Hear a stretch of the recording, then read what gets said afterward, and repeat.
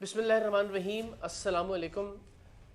गुज़श्ता रोज़ कराची में intelligence bureau के अहलकारों की तरफ से, इंटेलिजेंस ब्यूरो के डायरेक्टर की तरफ से, तारिक शाह की तरफ से टीम सरेआम पर मुझ पर जो तशद्दुद हुआ, और कोई भी लफ्ज़ जो है उस तशद्दुद की अक्कासी नहीं कर सकता। मैं कहूँ कि जी बेहमाना तशद्दुद था, खूरेज़ तशद्दुद था, ज़बरदस्त तशद्दुद था। जो कुछ हुआ जब आप सुनेंगे तो शायद आपको अंदाज़ा होगा कि मैं ये बात क्यों कह रहा हूँ। तो मैं चाहता हूँ कि ज़रा उसकी तफसीर और पूरी टाइमलाइन आपसे शेयर करूँ कि क्या हुआ, क्यों हुआ, कैसे हुआ और इस वक्त क्या सूरत हाल है। इंटेलिजेंस ब्यूरो के जो अफसरान और अहलकार हैं, उनके पास एक इख्तियार है कि नादरा की जानिब से किसी भी पासपोर्ट या आइडेंटिटी कार्ड की अगर कोई तनाज़े का मामला हो तो उसकी वेरिफिकेशन इंटेलिजेंस ब्यूरो को करना होती है। तो ऐसे ही एक इंस्पेक्टर ने, जिसका नाम काशिफ था मुबैना तौर पर, बाद में अभी इसकी कंफर्मेशन नहीं हुई, लेकिन वो काशिफ अपना नाम बताता था, उसने एक फैमिली को अप्रोच किया कि जी आपके पासपोर्ट्स की और आईडी कार्ड्स की इंक्वायरी हमारे पास आई है और आप इतने पैसे देंगे तो हम इंक्वायरी रिपोर्ट नादरा को भेजेंगे, वरना नहीं। उस ख़ानदान ने टीम सरेआम से रब्ता किया और हमने अल्टीमेटली उस शख्स की रिश्वतखोरी के वीडियो सबूत रिकॉर्ड करना शुरू किए। उससे पहले 20,000 रुपये दिए गए, फिर 24,000 रुपये दिए गए, फिर 12,000 रुपये दिए गए। तो ये ज़रा एक आध वीडियो उसकी देखिए, पैसे लेने की, इंटेलिजेंस ब्यूरो के इंस्पेक्टर काशिफ की रिश्वतखोरी की। इधर से आपके रिपोर्ट जो है ना क्लियर होने के बाद 2.5 से 3 महीने इनको लगेगा। 1 2 3 4 5 6 7 8 9 10 11 12 13 14 15 16 17 18 19 20 21 22 23 24। तो ये मामला था, इंटेलिजेंस ब्यूरो का एक अफसर रिश्वत ले रहा था और हमारा ये ख्याल था कि इस रिश्वतखोरी को हमें इंटेलिजेंस ब्यूरो के आईबी के आला अफसरान के नॉलेज में लाना चाहिए, ताकि इदारा एक हमारे नज़दीक उसका वक़ार है, उसकी साख को मजरू होने से बचाया जा सके। तो जो आखिरी किस्त थी रिश्वत की 12,000 रुपये, वो जब ये शख्स ले रहा था और वो ले भी इंटेलिजेंस ब्यूरो के दरवाजे के बाहर खड़ा होकर पैसे वसूल कर रहा था, तो हमने ऐन उस वक्त जब वो पैसे ले रहा था हमने उसको धर लिया जाके और हम उसको लेके इंटेलिजेंस ब्यूरो के अंदर चले गए। हमने कहा कि आपके अफसर कौन कौन इस वक्त मौजूद हैं। हमें अब बाद में कहा गया कि जी देखें जी आप बग़ैर इजाज़त अंदर आ गए और ये सिक्योरिटी लैब्स था। और तो वाकई ये सिक्योरिटी लैब्स था कि वहाँ पे कोई सिक्योरिटी एहलकार था ही नहीं कि जिससे हम इजाज़त लेते अंदर जाने के लिए। और जो पहला सिक्योरिटी एहलकार हमें मिला, हमने उससे कहा कि ये वीडियो सबूत हैं, ये शख्स करप्शन में मुलविस पाया गया है, आप अंदर जाके जो भी अफसर मौजूद हैं उनको बताएं कि हम आए हैं तारुफ करवा के और वो ये वीडियो सबूत आपको दिखाना चाहते हैं ताकि आप उनके खिलाफ कार्रवाई कर सकें। इतने में, और मैं जो लफ्ज़ भी और जो जुमला भी और जो बात भी कह रहा हूँ इस यकीन के साथ कह रहा हूँ, और आप भी समझ सकते होंगे कि अगर मैं एक बात भी झूठ बोलूँगा तो वो उसी वक्त निगेट हो जाएगी इंटेलिजेंस ब्यूरो के अंदर लगे हुए सीसीटीवी कैमरों की फुटेज की मदद से। यानी मैं कहूँ जी मैंने हाथ नहीं उठाया और अगर मैंने हाथ उठाया हुआ तो सीसीटीवी कैमरे में नज़र आ जाएगा। अगर मैं कहूँ कि जी मैं लाउड नहीं हुआ तो अंदाज़ा हो जाएगा सीसीटीवी कैमरों से। या मैं कहूँ जी मारा पहले हम, तो किसी भी चीज़ को जो मैं बात करूँगा वो साबित की जा सकेगी। और अगर मैं कोई झूठ बोलूँ तो मैं चैलेंज करता हूँ कि उसको उन सीसीटीवी कैमरों की मदद से झूठा साबित कर दिया जाए, तो मैं ज़िंदगी भर कभी टेलीविज़न पे नहीं आऊँगा। हमेशा मैं ये बात कहता हूँ कि अगर मैं झूठा हूँ तो मुझे हक़ नहीं है कि मैं टेलीविज़न पे या स्क्रीन पे आऊँ और आप लोगों से बात करूँ। जब हम ये बात कर रहे थे उन अहलकारों से कि आप अफसर को बताइए, तो एक साहब अंदर से जिनके हाथ में एक वॉकी टॉकी था, वायरलेस था, वो आए। उनका नाम था रिजवान शाह, जो बाद में मुझे पता चला जो डायरेक्टर GIT हैं कराची के। अजीब सिगरेट पी के काले होंठ और एक टिपिकल एक जो अफसर होता है उसकी लुक। आते उन्होंने कहा कि जी क्या मामला। हमने कहा जी ये मामला। उन्होंने कहा जी आप बाहर चले। हमने कहा जी आप कहीं भी किसी जगह बैठ के वीडियो देख लीजिए। तो उन्होंने कहा कि नहीं आप ये कैमरे बंद करवाएं, मैं वीडियो देख लेता हूँ। मैंने कहा सर कैमरों के सामने ही आपने जो भी कहना है, मैं ज़ाती कोई मुलाकात के लिए तो हाजिर हुआ नहीं हूँ, सर के अलावा मैंने कोई बात नहीं की है। मैं फिर वही कह रहा हूँ कि झूठ साबित हो जाए तो मैं मुजरिम हूँ पूरी कौम का। तो जैसे मैंने कहा कि जी कैमरे तो सर आप प्लीज़ इनके सामने ही जो भी आपने कहना, ताकि अंदाज़ा हो कि एक करप्ट आदमी के खिलाफ क्या कार्रवाई हुई है। तो उन्होंने कहा इनको बाहर निकालो, अपने जो एहलकार थे। और द मूवमेंट उन्होंने अपना ये मिजाज पलटा, पता नहीं कहाँ से ये IB के लोग निकले और उन्होंने हमें मारना शुरू किया लातों से, घूंसों से, मुक्कों से। एंड मैं फिर कह रहा हूँ CCTV फुटेज से ये बात निगेट की जा सकती है अगर मैं झूठ बोल रहा हूँ कि सब लोगों ने पिस्टल्स निकाले फिल्मी अंदाज में, पीछे से चैम्पर किया और मेरे जो है ना जो बट होते हैं पिस्टल के, वो मारना शुरू किए। मुझे दीवार के साथ पट खा गया, दीवार से उठा के फिर वापस पिस्टल मारी गई। मारने के बाद उन्होंने कहा जी इनकी शर्टें उतारो, उनकी आंखें बांधो। हमारी ही शर्टें उतारी गई और हमारी आंखें, ज़ाहिर है हम उस सिचुएशन के अंदर हमने ज़िंदगी में कभी किसी के ऊपर कोशिश की है कि पहले हाथ ना उठाएं, इवन रिटेलिएशन में भी हाथ ना उठाएं। और मेरी तो कोशिश ये थी कि मैं इन लोगों को ज़रा इंगेज रखूँ सो दैट हमारे कैमरे किसी तरह से जो है वो भाग सके, कोई कैमरामैन कोई फुटेज लेके शायद किसी तरह से कुछ बच जाए और मैं मार भले खाता रहूँ थोड़ी देर। लेकिन ऐसा हो नहीं सका। उन्होंने मुकम्मल तौर पे घेराव किया, हमारी कमीज़ें उतारी गईं, बांधी गईं और बांधने के बाद हमें एक टॉर्चर सेल में ले जाया गया। वहाँ पिस्टल रख के हमारी टीम, जो टीम सरेआम के नुमाइंदे हैं, उनके ऊपर कहा गया मुझे कि आप कपड़े उतारें। मैंने कहा आप देखें ये ज़्यादती आप ना करें, लेकिन उन्होंने कहा गोली मार देंगे आपके नुमाइंदों को अगर आपकी काम नहीं करेंगे। मैंने कहा जी ठीक है आप कीजिए। और दिल में ज़ाहिर अल्लाह ताला की ज़ात जानती थी, मुझे भी था कि मैं कोई अपने किसी ज़ाती काम के लिए तो इस तज़लील से नहीं गुजर रहा हूँ। अगर इस तज़हीक और तज़लील से, जो कि उनके नज़दीक तज़हीक और तज़लील थी, मेरे नज़दीक तो ये एक एज़ाज़, एक फ़ख्र, एक एवॉर्ड, एक तमगा है कि मुल्क की खिदमत के जज्बे के तहत अगर आपको बरहना किया जा रहा है और आपकी वीडियो बनाई जा रही है तो मेरे लिए तो ये काबिल कबूल है। और मुझे इस पर कोई नदामत या शर्मिंदगी नहीं है। मैं बहुत फ़ख्र के साथ इस बात का ऐलान कर रहा हूँ और आप सबसे शेयर भी कर रहा हूँ। तो मुझे मेरे कपड़े उतारे गए, मेरी वीडियो बनाई गई मुख्तलिफ़ ज़ावियों से, यानी अपने नज़दीक वो मेरी तज़लील कर रहे थे मेरी टीम के सामने। और उस सूरत में कि जब खून मुस्तकिल बह रहा था चेहरे से और इतनी इंसानियत नहीं थी कि आपको जो फर्स्ट एड दे दी जाती, कोई मेडिकल एड दी जाती। हमारा एक मेंबर मेरे सामने मछली की तरह तड़पते तड़पते तकरीबन हमें लग रहा था कि मर जाएगा, और हम सब जानते थे कि उसको गुर्दे का मरज़ है, गुर्दे की पथरी का। और उसको वो सिर्फ एक दरख्वास्त कर रहा था कि मुझे पेन किलर लगवा दें, और वो कह रहे थे कि ड्रामा कर रहा है, उससे और मारा जा रहा था उस तकलीफ़ के ऊपर। फिर सबको करंट लगाए गए, सबको बरहना करके, और दो जो हमारे नुमाइंदे हैं उनके मखसूस आज़ा पे वो जो करंट वाली मशीन है वो लगाई गई, जो अभी तक ब्लीड कर रहे हैं। इस वक्त भी खून निकल रहा है उनके मखसूस आज़ा से, नाजुक आज़ा से। इतनी बर्बरियत, इतनी वहशत। अगर हमने कुछ गलत किया था, एक लम्हे के लिए फ़र्ज़ कर लिया जाए, तो हम पे मुकदमा दर्ज किया जा सकता था, हमें अरेस्ट किया जा सकता था, हमारे कैमरों को जो है वो कन्फिस्केट किया जा सकता था। लेकिन ये जो ज़ाती इनाद था कि ये हमारी बादशाहत के ऊपर सवाल या हमारी करप्शन के ऊपर सवाल, और वो जो करप्शन करने वाला शख्स जिसको हम पकड़ के अंदर लेकर गए थे वो सबका सरगना बना हुआ था। इसको मारो, ये वीडियो बना रहा था मेरी, इसको मारो, इसने मेरे साथ डील की थी, इसको मारो, इसके पास मेरा कार्ड है। बाहर से जाके हमारे ड्राइवर्स तक को वो आदमी लेके आया, यानी उसके खिलाफ टके की कार्रवाई नहीं हो रही। और जो लोग उसकी करप्शन की निशानदही कर रहे हैं उनको नंगा करके, बरहना करके, इलेक्ट्रिक शॉक्स लगाए जा रहे हैं, पिस्टल के बट मारे जा रहे हैं, उनके ऊपर चैम्बर की जा रही हैं पिस्टलें, वो लहू लुहान है, खून से लबरेज हैं, और कोई मेडिकल एड उनको फराहम नहीं की जा रही।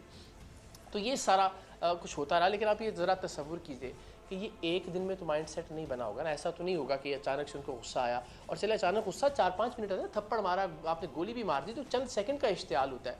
ये 3-4 घंटे जो था, ये एक उस फ़िरौनियत की अलामत था, जो फ़िरौनियत रिजवान शाह में और उसके जो जितने बाकी जो कारिंदे थे आईबी के, उनमें पिछले कई बरसों से, कई दिहाइयों से वो पैदा हुई होगी। कितने मजलूमों को इस तरह ला के बांधा गया होगा, कितने मजलूमों को इस तरह से उनकी आंखों पे पट्टियां बांध के नंगा किया गया होगा, कितने मजलूमों की वीडियो बनाई गई होगी। किसी ने कोई गुनाह किया होगा, किसी ने नहीं किया होगा, लेकिन कितने लोगों की वीडियो बना के उनको ब्लैकमेल किया गया होगा कि बाहर जाके अगर ये कहा या इतने पैसे ना दिए तो तुम्हारी वीडियो मंजर आम पर आ जाएगी। मैंने तो चले हिम्मत की आके आप सबसे ये चीज़ शेयर कर ली अगेन, क्योंकि मेरा पर्सनल कोई एजेंडा नहीं था, मुझे कोई पर्सनल शर्मिंदगी नहीं है इसके ऊपर।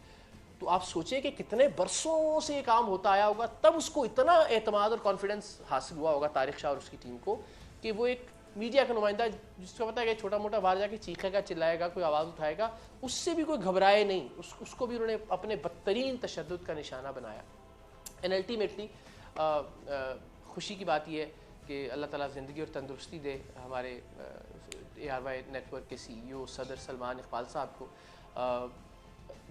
वो जिस जिगरे के मालिक हैं, अगर वो जिगर ना होता तो ये सरेआम शायद आज हम ना कर पाते। जहाँ जहाँ जिस तरह से वो आहनी दीवार बन के हमारी हिफाजत के लिए खड़े हुए, अल्लाह ताला उनको सलामत रखे।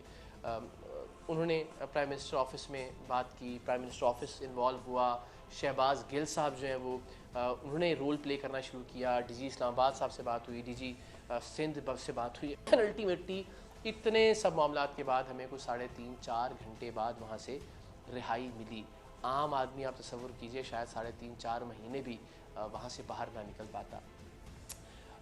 हम बाहर आए, बाहर आके हम दफ्तर की तरफ थे क्योंकि हमारे कैमरे रख लिए गए थे। एंड अगेन अगर कोई मैं झूठी बात कह रहा हूँ तो हमारे कैमरों की फुटेज ही लोगों के सामने ले आए कि जनाब ये देखें, ये रिकॉर्ड हुआ हुआ है जिसमें ये गलत बात कर रहे थे, जिसकी बुनियाद पे इतना बदतरीन तशद्दुद हुआ। ऑफिस की जानिब से लेकिन हमें बताया गया कि ऑफिस से कैमरा आ रहा है, आप अब्बासी शेर अस्पताल जाइए, मेडिको लीगल रिपोर्ट करवाइए। सर फटा हुआ था, खून में लिथड़े हुए थे। हम हॉस्पिटल पहुँचे, हॉस्पिटल गए, टाँके लगाए गए सर को करके, कुछ टाँके मैंने रिक्वेस्ट करके बचा लिए कि बाल नहीं काटें पीछे से, कि वो बाकायदा उसको रेज़र करना पड़ता है, तो टाँके लगाए जाते हैं। फिर जो एक्सरे वहाँ बासी शहीद अस्पताल में हुआ, उसमें ये जो लेफ़्ट शोल्डर है ये डिसलोकेट, यानी ये टूटना कह के लीजिए, आई डोंट नो टेक्निकली क्या, ये डिसलोकेट हो गया, अपने मकाम से हिल गया ये। मुझे कहा गया कि आप CT स्कैन करवा लें किसी दूसरे अस्पताल से, क्योंकि वहाँ वो फैसिलिटी नहीं थी, बिकॉज कहीं ब्लड क्लॉट ना बन गया हो, इतनी देर तक खून बहता रहा है और आप वहाँ मौजूद रहें, खून जम ना गया हो अंदर किसी वेन में, मौत का बायस बन सकता है।